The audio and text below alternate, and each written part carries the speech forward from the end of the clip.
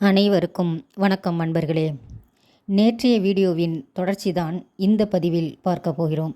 வாழ்க்கைக்கு தேவையான மன வலிமையும் உடல் ஆரோக்கியமும் தேவை என்று பார்த்தோம். அதில் 5 வகையான வழிகள்.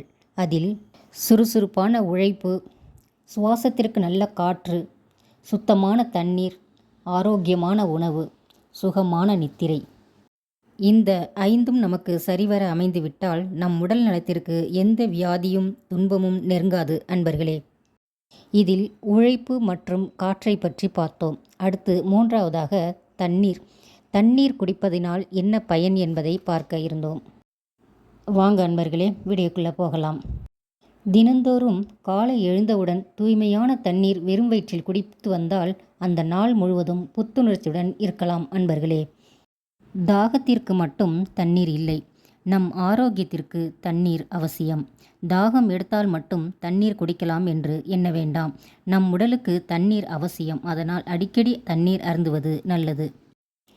வெறும் வயிற்றில் தண்ணீர் குடிப்பதால் இரத்த சிவப்பணுக்களின் வளர்ச்சி அதிகரித்து அதிகப்படியான ஆக்சிஜன் கிடைப்பதால் நமது உடலானது எனர்ஜியுடன் இருக்கும். வெகு நாட்களாக உடலில் தேங்கியிருக்கும் கழிவுப் பொருட்கள், நச்சுப் பொருட்கள் சிறிது சிறிதாக உடலை விட்டு வெளியேறும். உடல் தூய்மையடைவதால் புத்துணர்ச்சியுடன் இருக்கலாம். நோய்கள் அகலும். கால் கைகளில் வீக்கம் இருக்குமேயானால் அது குறையும். உடலில் உள்ள அழுக்குகள் மட்டுமின்றி மனதில் உள்ள அழுக்குகளும் நீக்கி மனம் தூய்மையடையும்.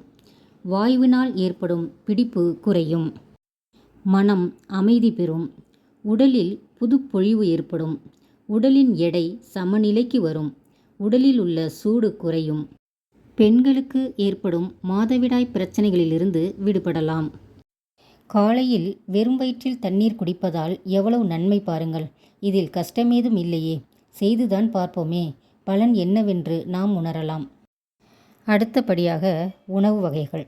காலையில் நாம் ஏதேனும் பானங்கள் எடுத்துக்கொள்வோம். காலையில் டீ, காஃபிக்கு பதிலாக இந்த பானங்களை குடித்து பாருங்கள். எவ்வளவு புத்துணர்ச்சி கொடுக்கும் என்பதை உணர்வீர்கள். துளசி டீ, முருங்கைக்கீரை டீ அல்லது சூப்பு வைத்தும் குடிக்கலாம். அருகம்புல் சாறு, வேப்பங்கொழுந்து சாறு, மணத்த தக்காளி கீரை சாறு, பசலைக்கீரை சாறு இவற்றில் தேன் கலந்து சாப்பிட்டால் நம் உடலுக்கு எதிர்ப்பு சக்தியும் புத்துணர்ச்சியும் கொடுக்கும் அன்பர்களே. இதில் அருகம்பில் சாறு எதிர்ப்பு சக்திகளை கொடுப்பது மட்டுமல்லாமல் பல நோய்களையும் குணப்படுத்துகிறது. அடுத்து இஞ்சி சாறு, எலுமிச்சம்பழ சாறு இதில் தேன் கலந்தும் குடித்து வரலாம். காலை நேரத்தில் மிக அற்புதமான உணவாக முளைக்கட்டிய பயிர் வகைகள் அல்லது ராத்திரி வடித்த சாதத்தில் தண்ணீர் ஊற்றி காலையில் சாப்பிட்டு வர இதைவிட ஒரு அற்புதமான உணவு வேற எதுவும் இல்லை. இது ஏழைகளின் உணவு என்று அன்று சொல்லப்பட்டது. இன்று எப்படி என்பதை நீங்கள் உணருங்கள். இது ஹோட்டலில் கூட பாரம்பரிய உணவாக விற்கப்படுகிறார்கள். அடுத்து மதிய உணவு. காய்கறி வகைகளோடு சாம்பார் சாதம், ரசம், மோர் மற்றும் கீரை வகைகள் அளவுக்கு அதிகமாக எடுக்க வேண்டும் என்று இல்லை. அளவோடு மிதமாக இஞ்சி, பூண்டு, ஜீரகம், மிளகு என்று சேர்த்து சமைத்து சாப்பிட்டு வந்தால் நோய்க்கு நாம் பயப்படுவது இல்லை. நோயே நம்மை கண்டு பயந்து போகும். எண்ணெயை குறைத்து கொள்ளுங்கள். உணவை உங்கள் வயிற்றுக்கு ஏற்றவாறு சாப்பிடுங்கள். இதில் சப்பாத்தி மிக சிறந்த உணவு. உடலில் தேவையற்ற நோய்களை குறைத்து உடல் மெருகுடன் இருக்கும். அடுத்து இரவு உணவு. இரவு நேரத்தில் ஆவியில் வேக வைத்த உணவுகளை சாப்பிடலாம். இட்லி, புட்டு, இடியாப்பம் என்ற வகையில் எடுத்துக்கொள்ளலாம். இரவு தூங்க போகும் முன் பாலில் ஒரு ஸ்பூன் தேன் கலந்து சாப்பிடலாம். நித்திரை சுகமாக இருக்கும். அடுத்து சுகமான நித்திரை. இரவு தூங்க செல்லும் முன் இறைவனுக்கு இந்த நாள் இனிய நாளாக முடிந்ததற்கும் நாளைய விடியல் நல்ல நாளாக விடிவதற்கும் நன்றி கூறுவோம். இரவு 10 மணி, அதுதான் நம் தூக்கத்திற்கு சரியான நேரம். அந்த நேரத்தில் படுக்கையை சுத்தம் செய்து நம் கைபேசியை சைலண்டில் போட்டுட்டு படுக்கச் செல்லலாம். மனநிலையை சீராக வைத்து கொள்ளுங்கள். 10 மணிக்கு தூங்க சென்றால் 8 மணிக்கே உங்கள் இரவு உணவை முடித்து கொள்ளுங்கள். சாப்பிட்டவுடன் உட்காராமலும் படுக்காமலும் ஒரு 5-10 நிமிடங்கள் நடக்கலாம். இரவில் படுக்க போகும் முன் 10 மணிக்கு படுக்கச் சென்றால் அதற்கு முன் ஒரு 10-15 நிமிடமாவது நகைச்சுவையான நிகழ்ச்சிகள் பார்க்கலாம், இசை கேட்கலாம். மனமும் மூளையும் நல்ல ஒரு புத்துணர்ச்சியுடன் இருக்கும். இதில் முக்கியமாக உங்கள் படுக்கை அறையையும் பெட்டையும் சுத்தமாக வைத்து கொண்டாலே சுகமான நித்திரை கிடைக்கும். 8 மணி நேரம் தூங்கி காலை 6 மணிக்கு எழுந்தால் உங்கள் உடல் எவ்வளவு சுறுசுறுப்பாக இருக்கும் என்று பாருங்கள் அன்பர்களே. எளிய முறை. அன்றாட வாழ்க்கையில் எதை செய்கிறோமோ அதையே முறைப்படி செய்கிறோம், அவ்வளவுதான் அன்பர்களே.